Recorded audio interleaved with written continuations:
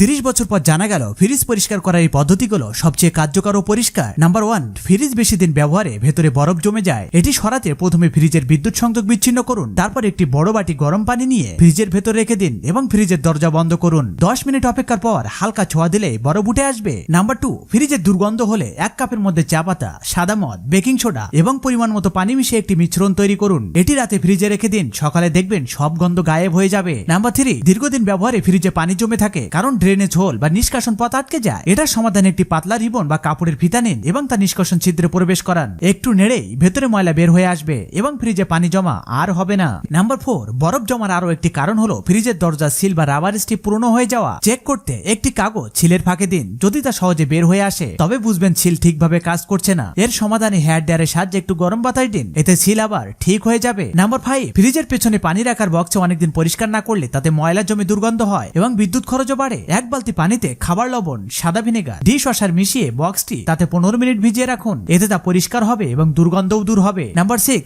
ফ্রিজের rubber seal যদি fungus বা ছাঁচে ভরে যায় সেটি খুলে পরিষ্কার করবেন না, বরং একটি বাটিতে অ্যালকোহল নিন এবং একটি কাপড় এতে ভিজিয়ে তা দিয়ে মুছুন। অ্যালকোহল এক ধরনের জৈব দ্রাবক যা সহজে ময়লা তুলে দেয়, ফলে রাবার স্ট্রিপ একেবারে নতুনের মতো ঝকঝক করবে। নাম্বার 7, আপনি কি ফ্রিজের তাপমাত্রা সঠিক রেটিং জানেন? শীতকালে 2 থেকে 3 নাম্বার সেটিং এ দিতে হবে, বসন্ত ও শরৎকালে 4 নাম্বার, গ্রীষ্মকালে 5 থেকে 6 নাম্বার পর্যন্ত রাখতে হবে। সবশেষে একটাই অনুরোধ থাকবে, আপনারা সবাই আমার ভিডিও দেখেন ভাই, কিন্তু কেউ লাইক সাবস্ক্রাইব ও ফলো করেন না। আজকে অনুরোধ থাকবে লাইক সাবস্ক্রাইব ও ফলো করে দেওয়ার জন্য।